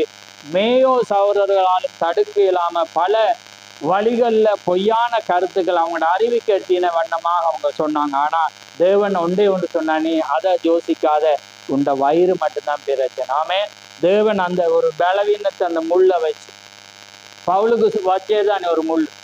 அவன் எவ்வளவு பெரிய ஒரு மனிதன். ஏன்னா அவன் போய் 3 தரம் ஜெபிக்கிறான். 3ஆவதுக்கு பிறகு அவன் ஜெபிக்கல. ஏண்டா அவன் சொன்னேன், என் கிருபை உனக்கு போது, நீ க்ளோஸ் பண்ணிட்டு ஓடு. ஏண்டா அந்த முள் அவர் சொல்றான், என்ன உயர்த்தாதபடி ஒரு முள் என்ன செஞ்சுட்டு இருக்கு, என்ன குத்திட்டு இருக்கு. அதுக்காக முள்ளு குத்தையில அந்த வியாதி. அப்ப அவன் உயர்த்தையிலாத, நான் நல்லா இருக்கேன்னு சொல்லல, சுகமா இருக்கேன்டா. அந்த முள் வந்து எப்பயுமே தேவனை நம்ப வைக்கும். ஏண்டா எப்பயுமே வியாதி வந்து இருக்கிறது நல்லது, சுகவீனம் இருப்பது நல்ல. ஏண்டா அது வந்து எப்பயுமே நாங்க தேவனோடு இருக்கு. அதான் ஒரு ஆட்டுட கதையை தீக்க சொல்றேன். என்ன அப்ப அந்த ஆடு உடைக்கப்பட்ட ஆடாக இருக்க விரும்புறீங்களா, அல்லது வந்து ஒரு கூட்டத்துல பட்டியா இருக்கிற ஆடா இருக்க விரும்புறீங்க? எது? பட்டியில இருக்கிற ஆடா இருந்தீங்கன்னா அவர் பார்த்துட்டு தான் இருப்பீர், அங்க இருப்பீங்க. ஆனா உடைக்கப்பட்ட ஆடா இருந்தா எங்க இருப்பீங்க? தோல்ல இருப்பீங்க. அவர் உங்களை தோல்ல வச்சுட்டு இருக்கு. ஏன்னா நீங்க இறங்கலாம். அவர் தண்டை தோல்ல வச்சு உங்களை சுமக்கிற. அப்ப பாருங்க, உடைக்கப்படுறவங்க இங்க இருப்பாங்க, அங்க உள்ள இருக்கிறவங்களும் அங்கதான் இருக்கிறாங்க. ஆனா அவங்க தூர பார்வையில இருப்பாங்க, கண்காணிப்புல இருப்பாங்க. ஆனா இவங்க எங்க இருக்கிறாங்க? தோல்ல இருக்கிறாங்க. அப்ப பாருங்க, அதனாலதான் தேவன் சிச்சிக்கிற மனிதன் பாக்கியவான். அதனால வாழ்க்கையில வார போராட்டங்களை, துக்கங்களை எல்லாமே தோல்வியாக இருப்பதை குறித்து கவலைப்படாங்க. தேவன் வந்து ஒரு நித்தியமான ஒன்றுக்காக உங்களை வந்து அழைக்கிற தேவன். ஆனா கஷ்டம் அது பல விதத்துல பலருக்கு தேவை இருக்கிறது. பல பிரச்சனைகளை நான் அறிவேன். ஏனென்றா நான் எப்பயுமே நாங்கள் ஒவ்வொருவரையும் நான் உற்று நோக்கிறவனாய் உங்களை நேசிக்கிறதுனால எனக்கு எல்லாமே தெரியும். ஆனால் உங்களுக்காக நான் எப்பயுமே தேவனோடு நான் செய்தியை தான் பார்த்துட்டு இருப்பேன். ஏனண்டா உங்களை உற்சாகப்படுத்தி தேற்றி தேவனுடைய சத்தியமானது. ஏனண்டா பலவீனத்தை குறித்து பயப்பட எப்பயுமே விசுவாசத்தை கொண்டு நன்மை செய்து கொண்டு தேவனுக்குள்ளாக கடந்து போங்க. அதுதான் விடப்பட்ட ஒன்றே இருக்கிறது. ஏன்னா அப்போ அவங்களோட வாழ்க்கையிலும் என்னுடைய வாழ்க்கையிலும் அப்படி போராட்டம் வந்தால் இவ்வளோ ஒரு கஷ்டம். ஆனால் தேவனுடைய கிருபையினால இந்த நிமிஷம் பழிச்சு. ஆனால் இன்னும் அவரோட தோளில் இருக்க நாங்கள் விரும்புகிறோம். ஆமே. அப்போதான் அவர் எங்களை பராமரிப்பார், அவர் எங்களை வழி நடத்துவார். ஆமே. அவர் எங்களை போஷிப்பார். நாங்கள் வழி தடமாறாது. ஏன்னா இவர் தான் மேலே வச்சு நடத்திட்டு போப்பாரு. அப்போ எதுவுமே எங்களை மாறாது. அவரோடு கூட நாங்கள் நடப்போம். அதுதான் மணவாட்டியினுடைய வழியாய். இப்போ விளங்கிட்டா 6 அங்குலமும் விசித்திரம் 7வது புறாவும். ஆமே. இந்த 6 7வது ஜெயம் கொள்ளும். அதே போல 6 சபை காலத்துல இருந்து 7வது சபை காலத்துல நாங்க இருக்கிறோம். இன்னைக்கு எங்களை விடுதலை ஆக்கி இருக்கிறது. எங்களுக்கு எதுக்குமே பயம் இல்லை. ஏனண்டா நாங்க எது நடந்தாலும் நாங்க அங்க போவோம் என்றது. அதனால 6ல் நாங்க கஷ்டப்பட்டு ஐயோ எங்களுக்கா இப்படியா எங்களுக்கு வரக்கூடாது, நாங்க ஒளிஞ்சோம் வருத்தத்தை கண்டு மற்றவர்கிட்ட சொல்ல வைக்கப்பட்டோம். ஏனண்டா அது 6. ஆனால் 7வது அவமானப்படணும், அதுல தேவன் மகிமைப்படணும். ஆமே. அப்ப அதுதான் தேவனுடைய காரியமாயிருக்கிறது. அதனால தீர்க்கதரிசியுடைய வாழ்க்கையில வந்ததை பார்க்கும்போது அதிக கண்ணீர் வரத்தக்கதாக இருந்தாலும் தேவன் அவரை பயன்படுத்தினார். அதே போல உங்களையும் என்னையும் அவர் பயன்படுத்த வேண்டும். அதனால செய்தி தெரிஞ்சவர்கள் சூழலை கண்டு பயப்படக்கூடாது. நீங்க கேள்விப்படுகிறீங்கண்டா அது ஒரு சந்தர்ப்பம் வரக்குள்ள ஒரு மனிதனை யாராவது அவமானப்படுத்தக்குள்ள வார்த்தையை கொண்டு அவங்களை அடிக்கணும். ஆமே. நீங்க சொல்லணும் எதை வச்சு சொல்றீங்க. ஆமே. எதை வச்சு தேவன்ட மனிதனுக்கு எதை வச்சு நீங்க சொல்றீங்கன்னு நீங்க அவங்களோட போராடும். ஆமே. அதனால நீதிமான தோற்கடிக்க நீங்க முகதாட்சியம் பண்ணாம வைராக்கியம் அதிலிருந்து இல்லை, அது தேவன் அவங்களோடு இருக்கிறார் என்றதையும் வார்த்தையை கொண்டு நீங்க சொல்ல நீங்க சத்தியம் அறிஞ்சிருக்கணும். அதனால கர்த்தர் உங்களை ஆசீர்வதிப்பாராக. இது ஒரு கதை வடிவில் இருந்தாலும் மணவாட்டிக்கு இது புரிஞ்சிருக்கும் என்று நான் விசுவாசிக்கிறேன். ஏனென்றா இது ஒரு ஆழமான உண்டு. மற்றவங்களுக்கு அது புரியாது, ஆனா உங்களுக்கு புரியும். ஏண்டா அது ஒரு பாஷை. ஆமே. இது தேவனுடைய ஒரு பாஷையாக. அதனால கர்த்தர் உங்களை ஆசீர்வதிப்பார். சாட்சியாக ரைட். நாங்க யாவரும் கண்களை மூடி நாங்க ஜெபத்துக்காக எங்களை தாழ்த்துவோம். நன்றி கர்த்தாவே, மது ஸ்தோத்திரம் ஆண்டவரே, சர்வ வல்லவரே, கோடான கொடி ஸ்தோத்திரம் ஆண்டவரே. அப்பா பிதாவே, கோடான கொடி ஸ்தோத்திரம் ஆண்டவரே. நேற்றும் என்று மாறாதவரே மது ஸ்தோத்திரம். ஜீவனுள்ளவரே மது ஸ்தோத்திரம் ஆண்டவரே. நேற்றும் என்று மாறாதமுடைய கிருபைக்காக மது ஸ்தோத்திரம். மகா பரிசுத்தமுள்ள பிதாவே, இந்த மகிமையான இந்த நேரத்துக்காக உமக்கு ஸ்தோத்திரம். இந்த மகிமையான நேரத்திலே கர்த்தாவே உம்முடைய பாஷையினாலே ஒரு செய்தியை நாங்கள் தியானிக்கத்தக்கதாக உம்முடைய ஜனங்கள் புரிந்து கொள்ளும்படியாக நீர் பேசின கிருபைக்காக உமக்கு ஸ்தோத்திரம். நிச்சயமாக இது ஒரு ஆழமான ஒன்றென்று நாங்கள் அறிந்திருக்கிறோம். ஏனென்றால் நாங்கள் எங்களையே புரிந்து கொள்ளவும் எங்களையே ஆயத்தப்படுத்திக் கொள்ளவும் எங்களுடைய வாழ்க்கையில் ஒரு வேளை சோதனை வருகிற வேளையிலே கர்த்தாவை நாங்கள் திடப்படுத்தி கொண்டு உம்முடைய வார்த்தையின் மீது எங்கள் நம்பிக்கையை வைத்து கொண்டு அந்த 7வது புறாவை காண மட்டும் நாங்கள் நோக்கி இருக்க கர்த்தாவே ஆண்டவரே, அந்த விசுவாசத்தை மீது வைக்க இன்றைக்கு நீர் எங்களோடு பேசின கிருபைக்காக உமக்கு ஸ்தோத்திரம். ஆண்டவரே, அந்த 7வது புறாவுக்காக அவர் காத்து கொண்டிருந்தார். ஒரு நாள் அந்த 7வது புறாவை கண்டார். ஆனால் ஏறக்குறைய ஒரு 6-7 மாதத்துக்குள்ளாக நீ நிரந்தரமாகவே இந்த பூமியை விட்டு ஆண்டவரே துக்கம், ஆண்டவரே பலவீனம், நோய், வருத்தம் இல்லாத ஒன்றுக்கு நீர் அவரை அழைத்து கொண்டு போன தேவனாயிருக்கிறீர். அதே போல உம்முடைய வருகைக்காக நாங்கள் எதிர்பார்த்து கொண்டிருக்கிறோம். இந்த பூமியிலே நாங்கள் வாழ இத்தனை ஆண்டுகள் நீர் எங்களுக்கு வைத்திருக்கிறீர் என்று நாங்கள் அறியோம். ஆனாலும் அதி சீக்கிரம் உம்முடைய சித்தத்துக்குள்ளாக நாங்கள் இந்த பூமியிலே ஆண்டவரை விட்டு உம்முடைய ராஜ்யத்துக்கு வர நாங்கள் விரும்புகிறோம். அதனாலே கர்த்தாவே, உம்முடைய சித்தம் எந்த காலமோ அந்த காலத்துக்குள்ளாக உம்முடைய ஆத்மா இழந்து போகாத வண்ணம் உம்முடைய ராஜ்யத்துக்குள்ளாக நாங்கள் வர நீர் எங்களுக்கு கிருபை செய்யும்படியாக உம்முடைய கரத்துக்குள்ளாக நாங்கள் கேட்கிறோம். எங்களை பலப்படுத்தும். இன்னும் அதிகமாய் சத்தியத்தை கொண்டு நாங்கள் ஊண்ட கட்டப்பட்டு பலப்பட நீர் கிருபை செய்யும். இந்த வேளை உம்முடைய கரத்தில் ஒப்பு கொடுக்கிறோம். கேட்ட செவிகளை ஆசீர்வதியும். இனிமேல் கேட்க போற ஒவ்வொரு செவிகளையும் ஆசீர்வதி. யாவை உம்முடைய கரத்திலே தாழ்த்தி இயேசு கிறிஸ்து நாமத்தில் கேட்கிறோம். ஆமென், ஆமென். என் ஆத்துமாவே கர்த்தரை ஸ்தோத்திரி, என் முழு உள்ளமே அவருடைய பரிசுநாமத்தை ஸ்தோத்திரி. என் ஆத்துமாவே கர்த்தரை ஸ்தோத்திரி, அவர் செய்த சகல உபகாரங்களை மறவாதே. ஆமென், ஆமென். கர்த்தர் தாமே உங்கள் ஒவ்வொருவரையும் ஆசீர்வதிப்பாராக. Praise the Lord. Praise.